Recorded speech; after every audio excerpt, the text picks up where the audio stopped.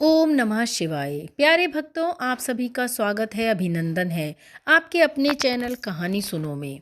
आज की हमारी वीडियो होने वाली है बेहद ही खास, क्योंकि आज हम आपको शिव पुराण की कहानी में क्या है, किसके बारे में है शिव पुराण और इसमें कितने पद हैं, शिव पुराण के अनुसार शिव जी कौन हैं और इसके कितने भाग हैं, कितने अध्याय हैं और सभी अध्यायों के नाम, कौन से अध्याय में क्या वर्णन है, देंगे आपको पूरी जानकारी बहुत ही कम शब्दों में। तो अंत तक जुड़े रहें हमारे साथ। सनातन धर्म में भगवान विष्णु को आदि पुरुष के रूप में पूजा जाता है। साथ ही वृह धर्म पुराग के प्रारंभिक खंड में शिव को समस्त सृष्टि का रचयिता, पालनकर्ता तथा संहारक माना गया है। खैर, अब हम शिव को एक बैरागी और भगवान के रूप में पूजते हैं, लेकिन उनके अन्य पहलुओं पर कभी गौर ही नहीं करते। शिव पुराण के अनुसार शिव सच्चे प्रेमी और भक्त भी हैं। आइए आज हम शिव पुराण ग्रंथ में वर्णित शिव की महिमा के अनुसार शिव जी के सभी पहलुओं पर विचार करेंगे। ऋषि वेदव्यास द्वारा रचित शिव पुराण शिव की भक्ति और महिमा का वर्णन करने वाला एक महान ग्रंथ है। शिव महापुराण में 7 भाग हैं, जिनमें महादेव के विभिन्न रूपों का वर्णन किया गया है। वेदव्यास द्वारा रचित शिव पुराण की कथाओं से आप शिव कौन है, शिव क्या है, ऐसे ही सवालों के जवाब आप आसानी से जान सकते हैं। हम शिव पुराण की शिक्षाओं का उपयोग अपने जीवन को बेहतर बनाने और अच्छे गुणों से भरकर खुशी से जीने के लिए भी कर सकते हैं। शिव महापुराण हमें महादेव के रहस्यों को प्रकट करने का कार्य करता है, जिनके उत्तर हमारे देखने और हमारे जीवन जीने के तरीकों को बदलते हैं। शिव पुराण के अनुसार शिव जी कौन है, आइए जानते हैं। बृहधर्म पुराण का यह श्लोक हमें शिव के मूल स्वरूप को समझने में मदद करेगा। हरि हरियो प्रकृतिरेका प्रत्यय भेदेन रूप भेदोजम एक सेव नटस्यानेक विधे भेद भेदत। श्लोक के अनुसार हरि और हर में मूलतः कोई भेद नहीं है, फर्क सिर्फ उनके रूपों में है। जिस तरह एक अभिनेता नाटक में अलग अलग रूप धारण करता है, लेकिन वास्तव में वही रहता है, इसमें हमें शिव की विशालता का अंदाजा होता है। महाशिव पुराण के अनुसार यज्ञ, भूत, वर्तमान, भविष्य और संपूर्ण विश्व के समय चक्र जैसी विभिन्न चीज़ें भगवान शिव के खेल द्वारा बनाई गई हैं और वह अपनी रचना के बीच में विराजमान है। चलिए अब जानते हैं शिव पुराण के कितने भाग हैं। वर्तमान में सनातन काल शिव भक्ति के साहित्य संजय शिव पुराण के कुछ अंशों को लेकर विवाद हो रहा है। इसके अध्यायों या खंडों की संख्या के संबंध में अस्पष्टता भी देखी गई है। शिव पुराण के अंशों को संहिता कहा जाता है।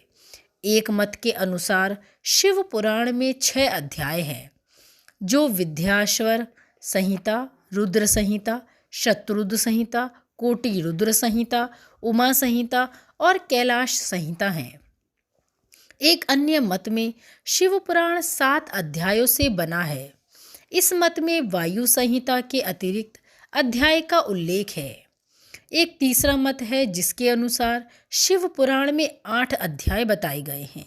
हालांकि सभी विभिन्न मतों में पहले 6 अध्यायों का क्रम समान है।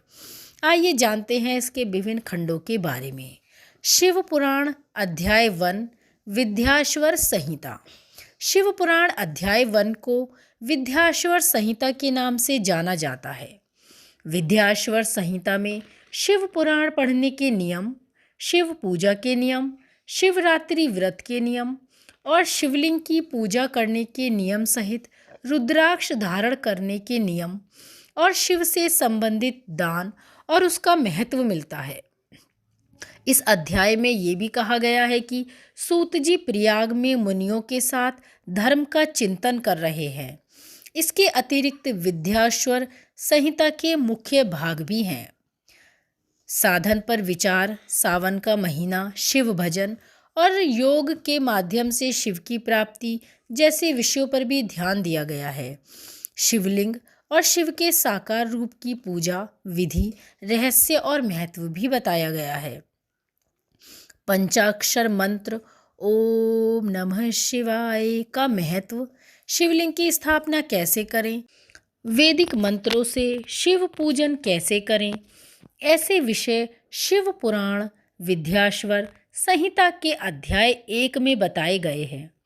शिव पुराण अध्याय 2, जिसका नाम है रुद्र संहिता। महाशिव पुराण के दूसरे अध्याय रुद्र संहिता में कुल 5 खंड हैं। इनमें सृष्टि खंड, सती खंड, पार्वती खंड, कुमार खंड और युद्ध खंड शामिल हैं। शिव पुराण अध्याय 3 शारुद्र संहिता। शिव पुराण के तीसरे अध्याय में शारुद्र संहिता के नाम से जाना जाता है। शत्ररुद्र संहिता में भगवान शिव के विभिन्न रूपों और उनका गहन वर्णन मिलता है।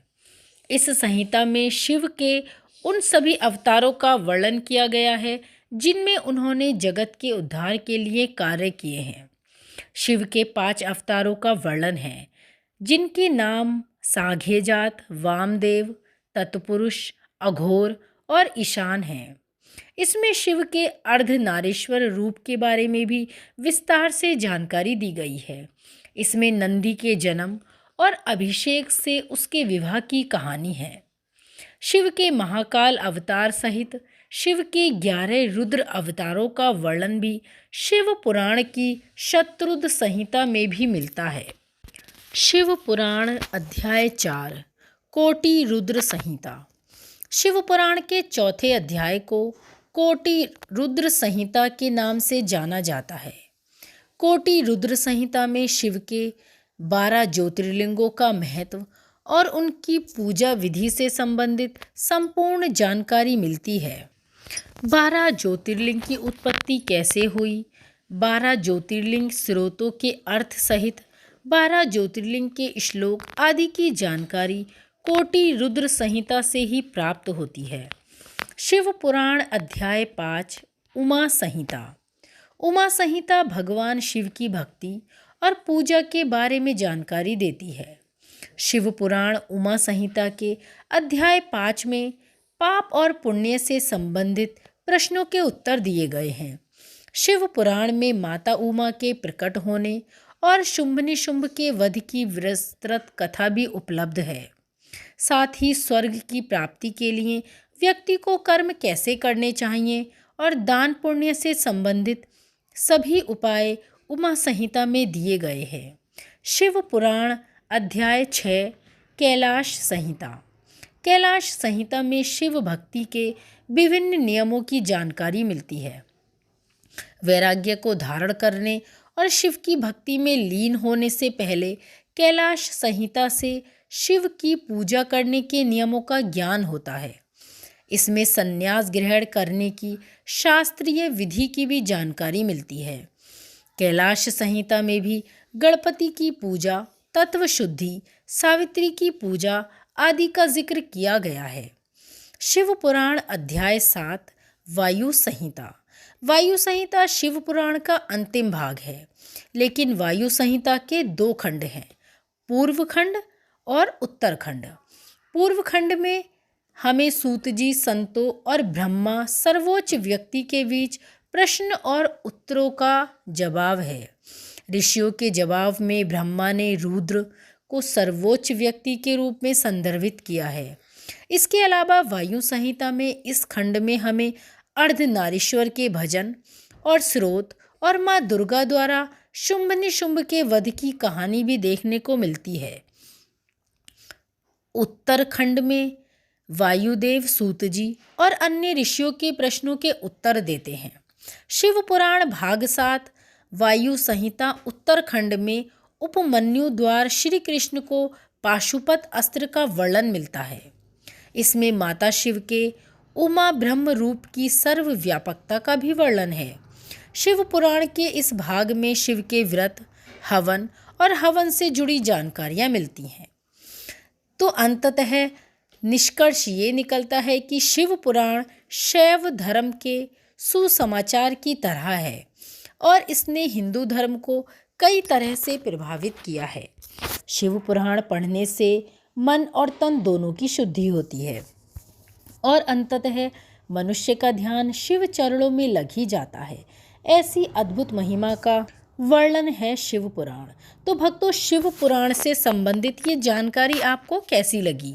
जानकारी अच्छी लगी हो तो इसे लाइक करें और हमें कमेंट बॉक्स में ओम नमः शिवाय लिखकर अवश्य बताएं। धन्यवाद।